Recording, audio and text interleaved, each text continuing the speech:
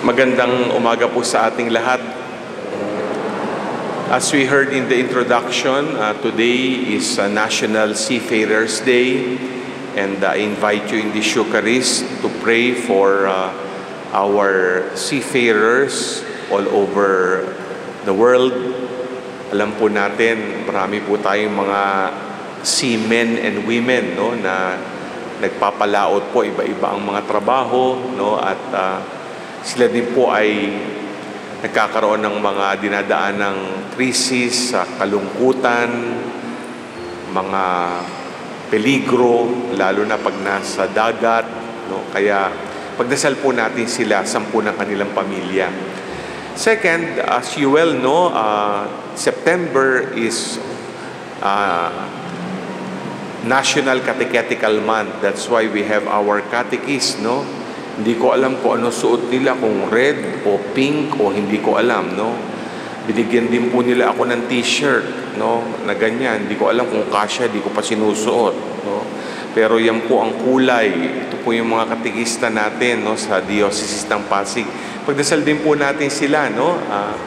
Namamastol po sa kanila si Father Bernie Carpio, tsaka si Sister Catherine, tsaka si Lenny, no? Yan po ay para po makatulong sa pagpapalaganap po ng mabuting balita, no, sa ating mga public schools, no, pati na rin po sa ating mga small communities and parishes, no.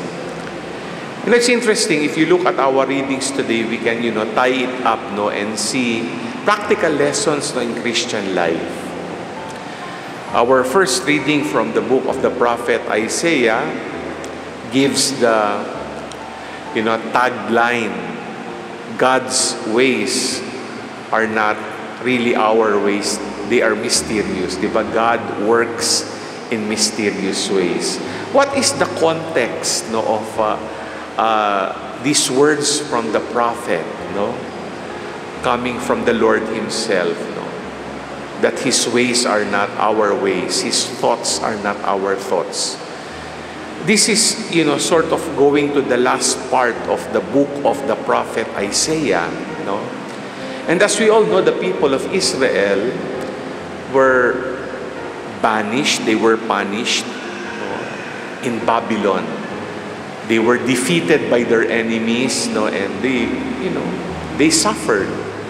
But the last part of the book of Isaiah is already a post-exilic text. What does that mean? They were already on their way home, or perhaps in their homeland, no? The war is over. It seems the punishment is over, and they can once again build from the rubble, no, of what happened to them in their life. Ang ibig lang sabihin ho nito, kasi naparusahan ho sila ng Diyos. Siguro akala nila, wala na, no? Sila ay panghabang buhay na doon, kung ba they will be condemned. But the mysterious way, the thought of God is really a paradox because of the Lord's mercy. That's why what happened was the Israelites, thinking that they would be there in Babylon forever, they were given hope by the mercy of God. Perhaps they could not believe that God would still forgive them of their sins and give them a second chance of life coming home to their homeland. The same theme is very clear in our second reading from Paul's letter to the Philippians. Why is God's way not our ways? Even in the testimony of Paul. Paul tells us, no, that for him, death is gain. No? Kumbaga, yung kamatayan, no, ay hindi mo iisiping, kumbaga, parang kawalan na ng pag-asa. At alam naman natin, pinatotohanan ni San Pablo ang katuruan na dahil sa pagpapakasakit at pagkapatay ni Jesus, at kanyang muling pagkabuhay, tayo po ay naligtas. No? And that's actually what it means, no, when we look at how come death becomes gain when you know that's the end of life, because of the Lord's resurrection. And the resurrected life of the Lord gave hope to us, and we are reaping the fruits of that hope. We are given that faith, kaya tayo naririto ngayon to celebrate our faith in the Eucharist. And then we go to the Gospel, and very interesting, the Lord gives us a parable that is so mysterious. Why? No? Well, the parable is about a landowner who hired different workers at different times. Okay? Merong sa umaga, may sa tanghali, merong sa hapon-hapon na, di ba? Nung bandang huli, yung mga late na inupahan, those who were hired late, they were given the same wage.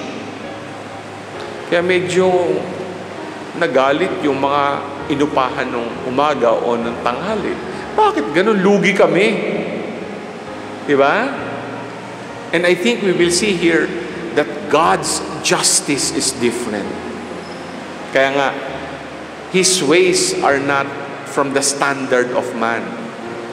Kumbaga, tayo dapat, kung nagtrabaho ka lang ng kalahating araw lang ang bayad mo. Pero ibang Diyos, di ba? Ang Diyos, pag nagbigay, ang pagiging bukas palad talagang lampas papuntang langit, ika nga. Well, the parable is actually a teaching about Jesus Himself, no, who tells the Pharisees and scribes, no, you might be like the workers who were hired first, and those who were hired at noon and later in the afternoon are the tax collectors, they're the sinners, di ba? Pero because of the Lord's mercy, they will receive the same wage of eternal reward. Kaya di ba magandang tignan yan, ano? So, all our readings tell us, no, of how the Lord works, what is the mindset of God. 3 lessons I'd like to leave you. No? Number 1, be grateful to the mercy of God. No? Tayo nga po, walang maipagyayabang sa Diyos, di ba? Lahat naman tayo makasalanan. Kahit anong ginagawa natin, kahit sabihin mo naglilingkod tayo, nagkakasala pa rin tayo. Pero eto ang Diyos, nagmamahal sa atin, at binibigyan pa rin tayo ng kakayahang maglingkod at mamunga ng siksik, liglig, umaapaw, ika nga. Second, no, I think the lesson given to us, no, is be grateful that God is generous. No? No human standard or barometer can measure the generosity of God's love. Sabi nga, God's love is limitless. You might want to call it boundless. No? And be grateful for that. It's like, perhaps the Israelites thought we could be left in Babylon and then as long as we can eat 3 times a day, okay na yon. Pero God went not only an extra mile, but many extra miles. No, you will not just eat 3 times a day. You will be coming home to where you live, where there is life and there is overflowing milk and honey. Di ba? So, that's the generosity of God. Kaya look at your life. No? Be grateful. Imagine how generous God is to you. No? Minsan iniisip mo, okay na ako mabuhay hanggang 60 years old. Naku, 70 ka na, buhay ka pa. Di ba? Iba 80 ka na. Kung umabot ka pa ng 90, abay sobra-sobra talaga. No? Pero wag mong subukan, baka gusto mo mabuhay hanggang 200 years old, parusa na yun, ha? Mo, di ba? Mahirap yun. Pero ito po yung sinasabi, no? Be grateful to God who is ultra generous. And finally, no, be grateful, no, if God is generous to others. And that was the problem here in the story of the parable. Think about it. Those who were hired early, they were envious of those who were given the same pay. Am I right? And many times, even in our culture, there's what we call the crab mentality, di ba? We want to put down people. Naiinggit tayo, ba't siya parang mas blessed? Ako hindi. Bakit ganon? Kahit sa pamilya, no? Sabihin mo, ba't siya parang sineswerte? Ako ganito.